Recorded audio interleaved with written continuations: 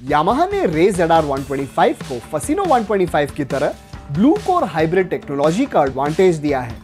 तो ये अपने पिछले अवतार से कितना बेहतर है और क्या आपको इसे दूसरे 125cc स्कूटर राइवल्स के बजाय चुनना चाहिए? इसी सवाल का जवाब हम तय करेंगे यामाहा रे ZR 125 हाइब्रिड की खूबियों और खामियों को मद्देनजर रखते हुए। लेकिन उसके पहले बाइक देखो को सब्सक्राइब करना और बेल आइकॉन को भी दबाना मत भूलिए।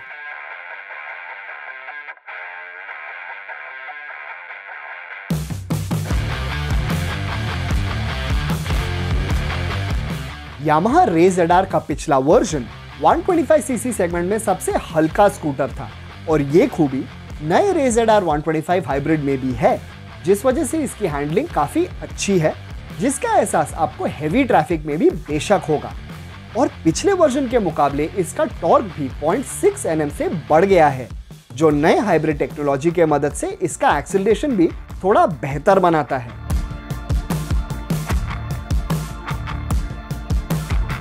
हाइब्रिड टेक्नोलॉजी का दूसरा एडवांटेज है कि पिछले वर्जन के मुकाबले रे ZR हाइब्रिड का फ्यूल एफिशिएंसी सिटी राइडिंग में करीब 5 किलोमीटर पर लीटर से बढ़ गया है। तो ये अपने सेगमेंट में सबसे ज्यादा फ्यूल एफिशिएंट स्कूटर है।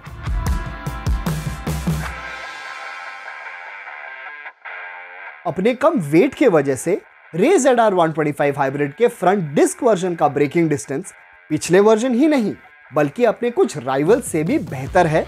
लेकिन हाँ, इसमें ब्रेक फीडबैक की थोड़ी कमी है।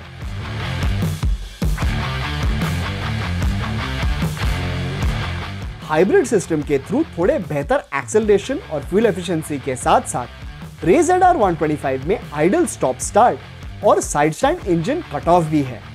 और तो और इसमें फसिनो 125 की तरह फुल्ली डिजिटल क्लस्टर भी है, जिसमें यामाहा कनेक्ट X ऐप के थ्रू आप लास्ट पार्क लोकेशन जान सकते हैं। Find my scooter features indicators को ऑन कर देता है। आंसर बैक फीचर इंडिकेटर्स और हॉर्न को कुछ सेकंड के लिए चला देता है और आप ऐप के थ्रू हजार्ड लाइट्स को भी ऑन कर सकते हैं। तो ये थे नए यामाहा रे ZR 125 हाइब्रिड की खूबियां। अब आते हैं इसकी खामियों पे।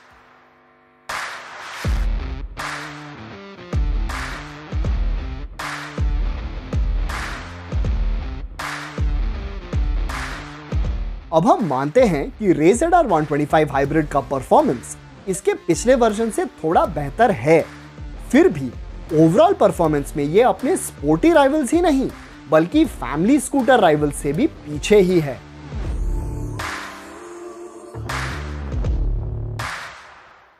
सबसे पहले रे ZR 125 हाइब्रिड का फ्लोरबोर्ड काफी छोटा है, तो आपके बूट्स के सिवाय कुछ और फिट करना आसान नहीं होगा और आप सिर्फ एप्रन पे लगे हुक से एक छोटा सा बैग ही टंगा पाएंगे।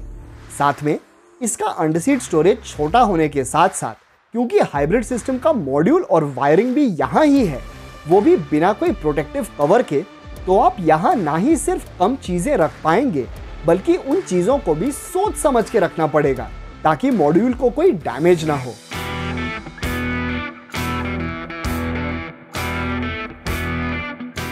रे ZR 125 हाइब्रिड में यामाहा ने काफी कुछ इंप्रूव जरूर किया है, लेकिन इसमें कुछ चीजें मिसिंग भी हैं। मिसाल के तौर पे इसका डिजिटल क्लस्टर ब्लूटूथ कंपैटिबल तो है, पर इसमें कॉल और मैसेज अलर्ट्स और ऐप होने के बावजूद टर्न बाय टर्न नेविगेशन दोनों नहीं मिलते। उसी तरह इसका LED हेडलाइट काफी ब्राइट है, लेकिन लो बीम पे लाइट ज्यादा दूर तक नहीं जाता। तो अगर आप प्रैक्टिकलिटी को अहमियत देते हैं, आप TVS Jupiter 125 या Suzuki Access 125 को ही चुनेंगे और परफॉर्मेंस चाहने वालों के लिए TVS Ntorq 125 तो है ही।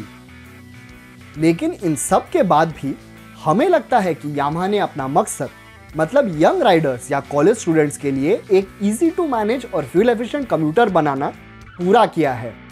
और क्योंकि रे ZR 125 का प्राइस भी इसके राइवल्स के आसपास ही है, तो अगर आपको अपने डेली कम्यूट्स में एक स्टाइलिश फन टू राइड लेकिन फ्यूल एफिशिएंट स्कूटर चाहिए, तो यामाहा रे ZR 125 हाइब्रिड आपके लिए परफेक्ट होगा।